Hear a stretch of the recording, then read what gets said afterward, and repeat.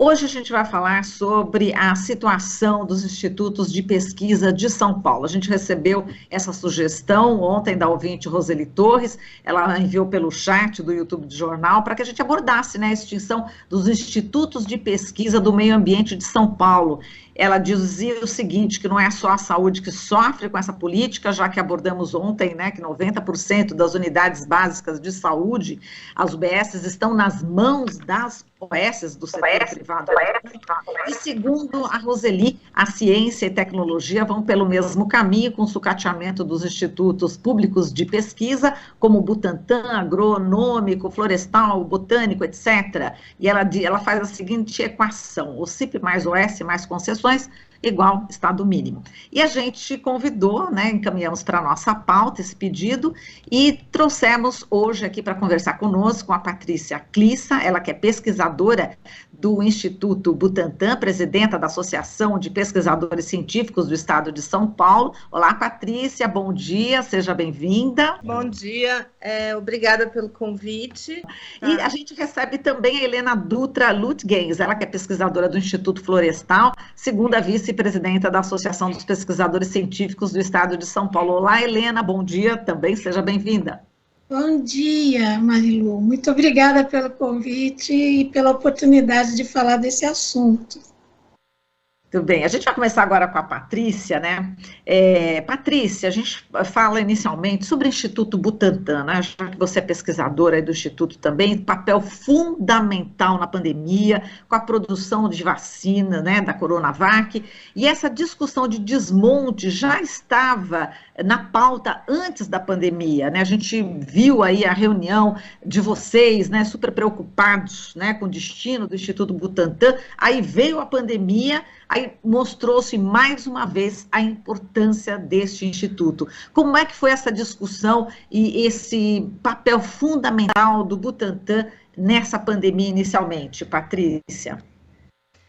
Bom, Marilu, o que acontece, assim, né? A gente sente que muito do que o Butantan está conseguindo oferecer hoje para a população só acontece, só se dá por causa da pesquisa básica, porque o Butantan, ele formou muitos pesquisadores, são excelências, né, pesquisadores envolvidos tanto na produção de vacinas, na produção de pesquisas, e hoje essas pessoas, elas têm capacidade de conduzir esses estudos.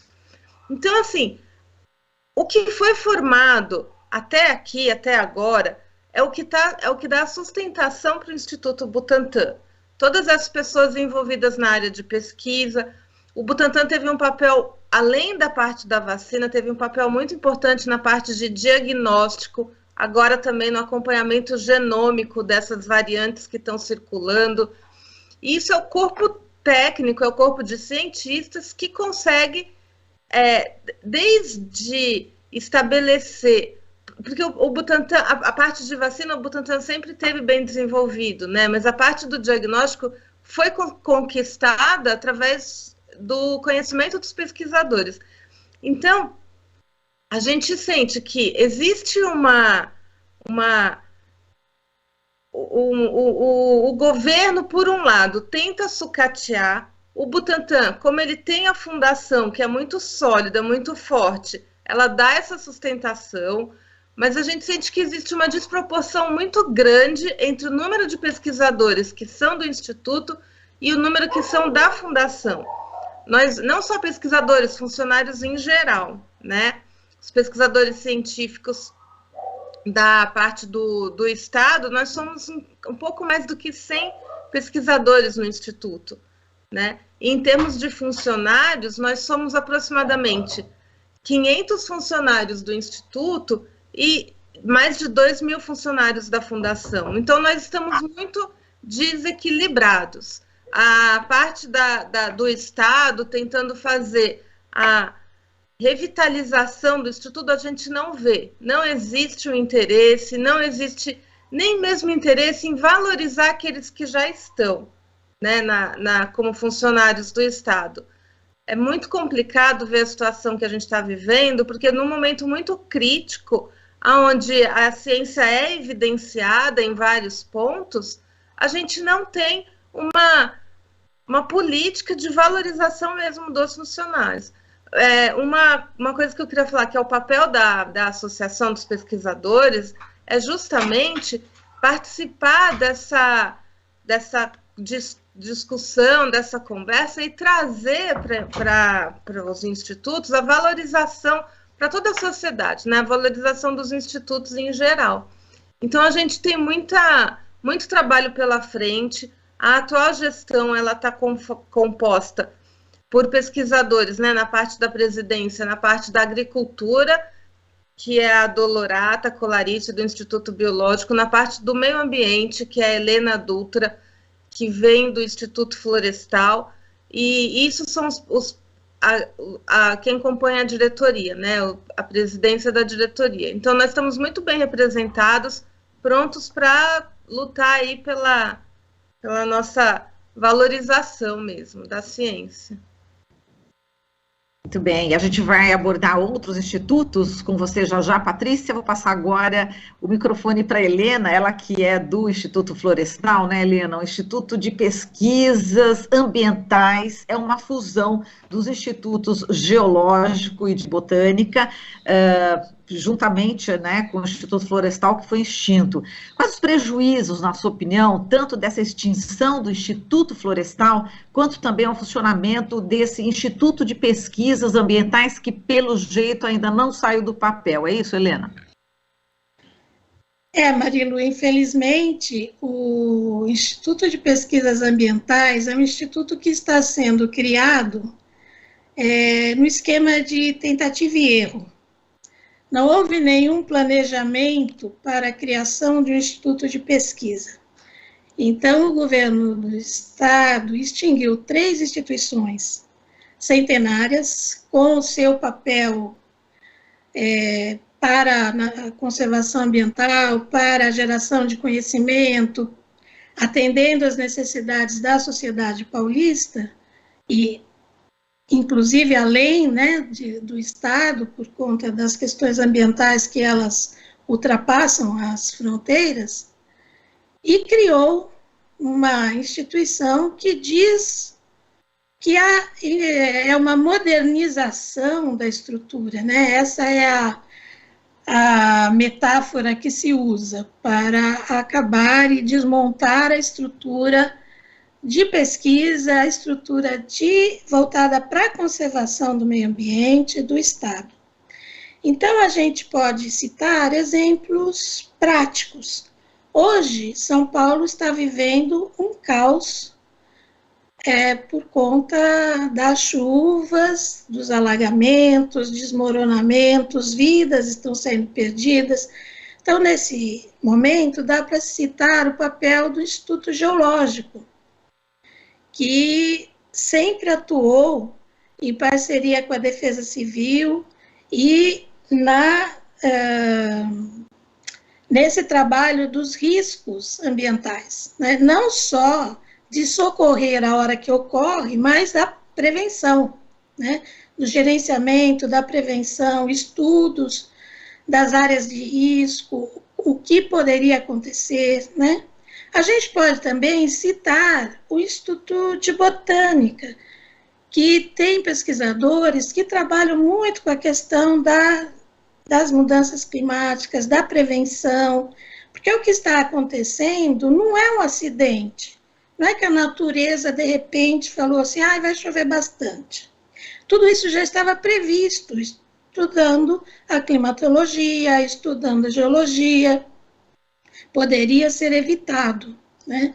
E vamos falar do Instituto Florestal, que sempre atuou na conservação ambiental, na proteção de unidades de conservação, na criação, no manejo, na proteção de unidades de conservação, vendo as áreas de importância, estudando as áreas importantes para serem conservadas, manejando-as para que, de fato, fossem conservadas, com trabalho de educação ambiental, de uso público, recebendo a população, né? Então, o que foi feito? Desmontou-se essa estrutura e estamos aí tentando criar uma nova instituição e volto a dizer, jogo de azar. Será que isso dá certo? Vamos fazer assim, não deu certo, vamos fazer de tal outro, né? Então, nós temos funcionários, por exemplo, do Instituto Florestal, que foram transferidos compulsoriamente para uma coordenadoria de fiscalização ambiental. Esses funcionários nem sabem que eles não são mais funcionários nem do IF, nem do IPA, nem da Fundação Florestal, que hoje está responsável pela administração das unidades de conservação do Estado, e eles continuam trabalhando no seu dia a dia, fazendo a manutenção das áreas, fazendo a proteção das áreas, porém, correndo riscos, né, seus direitos correndo riscos, e não se sabe amanhã, por exemplo, quando mudar o governo, mudarem os coordenadores e diretores, se eles vão poder permanecer nos locais onde eles estão. E eu estou falando de funcionários lotados no interior, né, do Estado. Então, eles podem ter que ir para a sede dessa nova coordenadoria, para a qual eles foram transferidos, sem serem sequer consultados. Então, todo o processo, desde a extinção do Instituto Florestal, a fusão dos 3 institutos, a criação de uma nova instituição, a passagem das áreas para a administração da Fundação Florestal, foi todo um processo autocrático, sem nenhuma consulta pública, sem consulta à sociedade, sem consulta à comunidade científica e sequer sem a consulta aos funcionários dessas 3 instituições. As 3 instituições estão vivendo um caos administrativo no setor de segurança, no setor do dia a dia, da tramitação de documentos, de atender aos nossos trabalhos, e isso interfere diretamente na produção científica. Então, você tem hoje o pesquisador tendo que fazer um papel administrativo que antes ele tinha quem fizesse e ele podia se dedicar à pesquisa. Você tem uma instituição como o IPA que não tem veículos, não tem quadro administrativo, não tem quadro de manutenção. Você tem pesquisadores lotados no interior que estão meio que no limbo, porque, né, estão em áreas administradas pela Fundação Florestal, às vezes não tem sequer uma sala de trabalho para ficar, entendeu? Dentro do local onde trabalhava anteriormente. Quer dizer, a gente continua dando jeito de fazer o nosso papel por responsabilidade social mesmo, né? Como os funcionários do geológico estão lá atuando junto à Defesa Civil o tempo todo. Mas, como a Patrícia ressaltou, é um desmerecimento ao quadro de funcionários e às instituições, ao legado dessas instituições, que chega a ser deprimente para a gente. É isso. Patrícia, inclusive a associação ingressou, né, com uma ação direta de inconstitucionalidade no Tribunal de Justiça de São Paulo, né, em relação a essa questão, não é isso? Está sem microfone. Patrícia? Oi, Patrícia?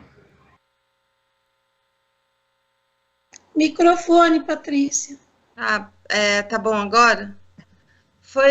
Tá ótimo.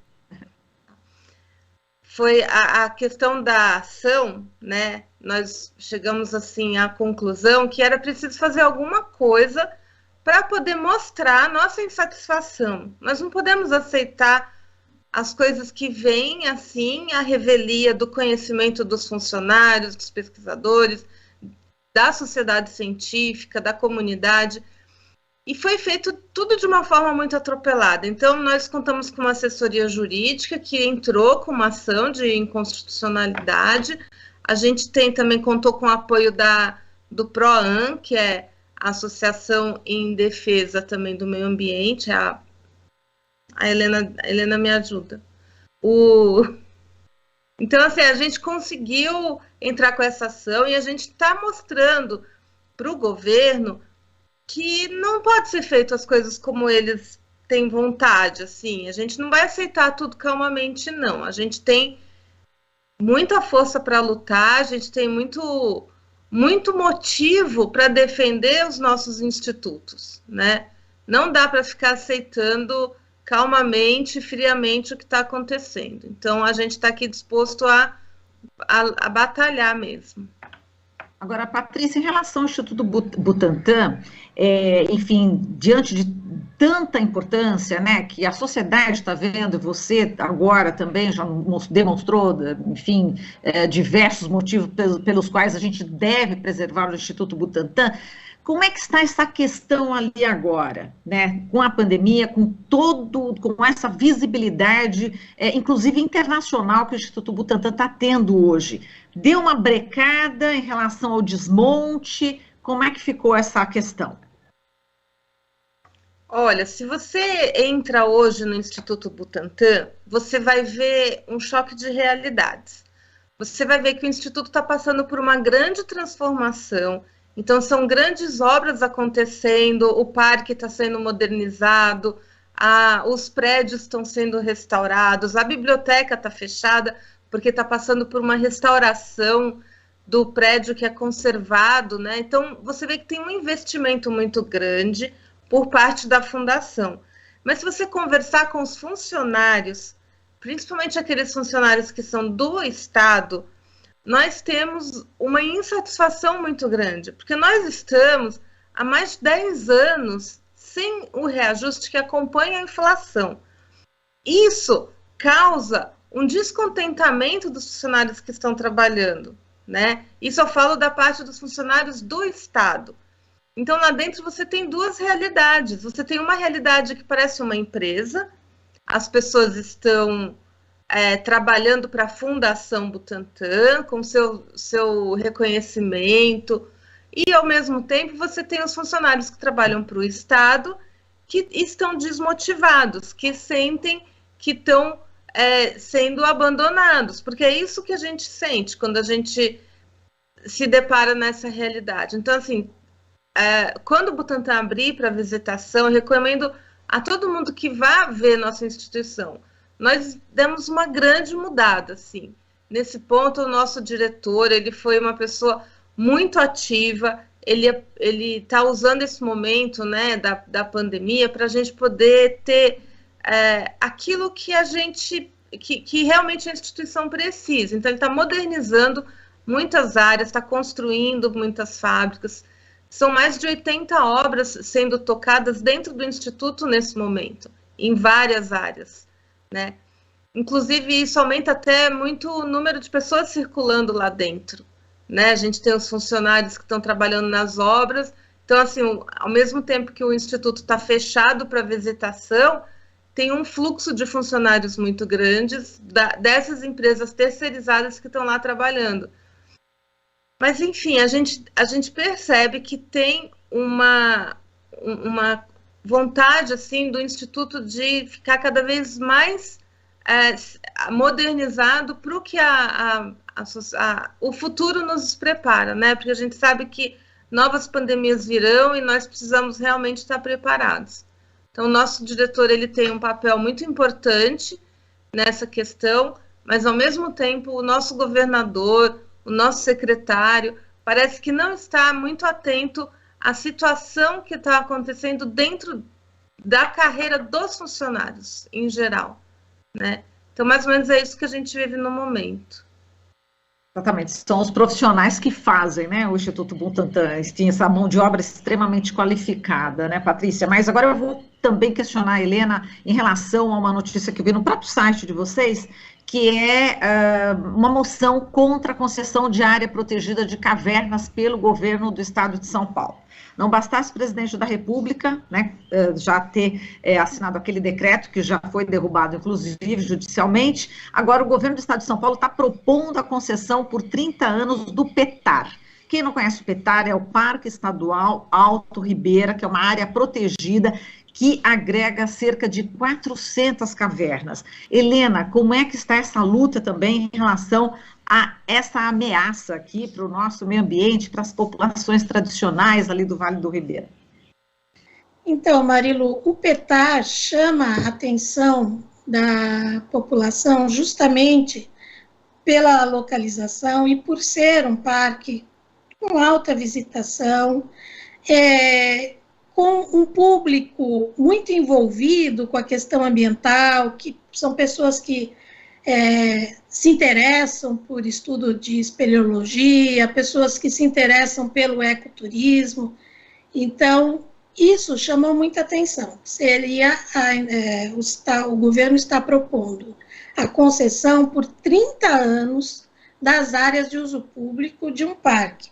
Isso vai na contramão de tudo que preconiza o ecoturismo, que é exatamente promover o desenvolvimento sustentável das comunidades vizinhas ao parque, ou em alguns parques até no interior do próprio parque. Então, facilitar que essas comunidades possam utilizar para seu sustento o parque, acaba que ajuda na proteção da área. Porque quando se cria uma unidade de conservação, você acaba interferindo no que pode e no que não pode ser feito naquela região para proteger a área, né?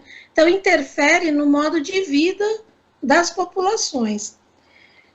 Permitir que as populações, e mais do que permitir, fomentar, auxiliar, né, instruir as comunidades para que elas possam desenvolver como monitor ambiental, pequenas pousadas, restaurantes que atendam, tenham uma estrutura para atender o turismo, é uma forma de desenvolvê-las. E o PETAR já faz isso há muitos anos.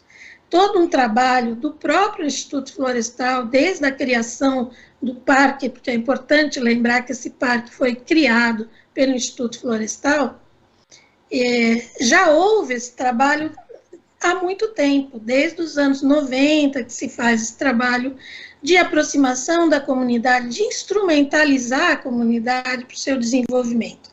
Agora, se você entrega as áreas de uso público para um conglomerado de empresas que vão conduzir o turismo e vão explorar o turismo por 30 anos, o que vai ser dessa comunidade, né? Agora, o PETAR é um exemplo, porque a extinção do IF e a entrega de todas as unidades de conservação, todas as áreas protegidas do Estado para a Fundação Florestal não tem outro objetivo que não esse, das concessões, das privatizações, desse o nome que se der, né? Mas é a entrega do patrimônio público, do patrimônio ambiental para a iniciativa privada. Isso já aconteceu com Fontes do Ipiranga, isso já aconteceu com o Parque Alberto Lofgren, que são as sedes do Instituto de Botânica e do Instituto Florestal, já aconteceu com o Parque Estadual da Cantareira, e está acontecendo com várias unidades, e está para acontecer também com as áreas de produção florestal, com as estações experimentais, que foram as últimas áreas passadas para a Fundação Florestal. Então, a exploração da floresta de exóticas, que o Instituto também construiu ao longo da sua história, investindo na pesquisa, gerando conhecimento na introdução de pinos, eucaliptos e tal, também vai ser entregue à iniciativa privada. Esse é o plano, né?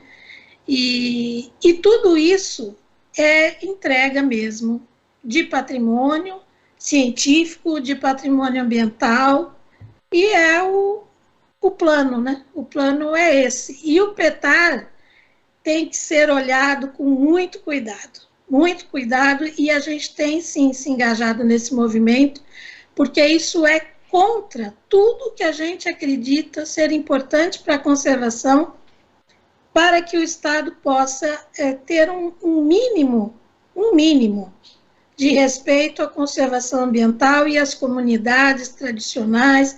Tem um quilombo ali, muito próximo, muito importante, e que gera muito conhecimento. Então, isso tem que ser olhado com muita calma, não é entregar para a iniciativa privada, né? Isso vai na contramão de tudo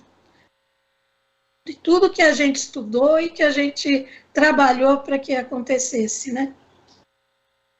Bom, a gente já está com o tempo aqui esgotado, mas eu quero agradecer muito aqui a vocês, a Patrícia Clissa, pesquisadora do Instituto Butantan, presidenta da Associação de Pesquisadores Científicos do Estado de São Paulo, e a Helena Dutra Lutgens, ela que é pesquisadora do Instituto Florestal, segunda vice-presidenta da Associação dos Pesquisadores Científicos do Estado de São Paulo. Muito obrigada por atender também ao pedido, né, da nossa ouvinte, Roseli Torres, que chamou a atenção para o desmonte também dos institutos de pesquisa aqui no estado de São Paulo. Muito obrigada, Patrícia, Helena, um forte abraço para vocês. Obrigada, Maria. Obrigada. Eu agradeço também. Agradeço a Roseli, ela é nossa secretária da Associação da PQC, secretária da diretoria, tá? Ela é fã do jornal, né? Ela sempre comenta com a gente que ela ouve esse jornal todos os dias.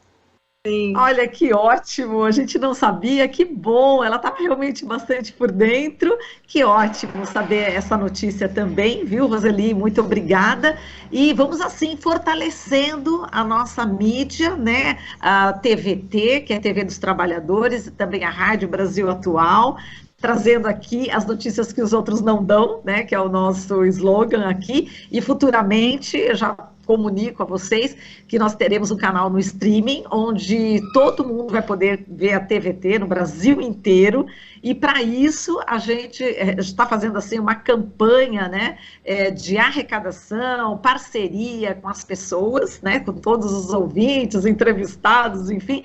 Quem quiser colaborar pode realmente fazer através do catarse.me/TVT. Em breve teremos também o QR Code, mas hoje na saideira vou dar mais detalhes. Bom, Patrícia, Helena, muitíssimo obrigada, um forte abraço para vocês. Obrigada, um abraço. Tchau. Tchau. Tchau.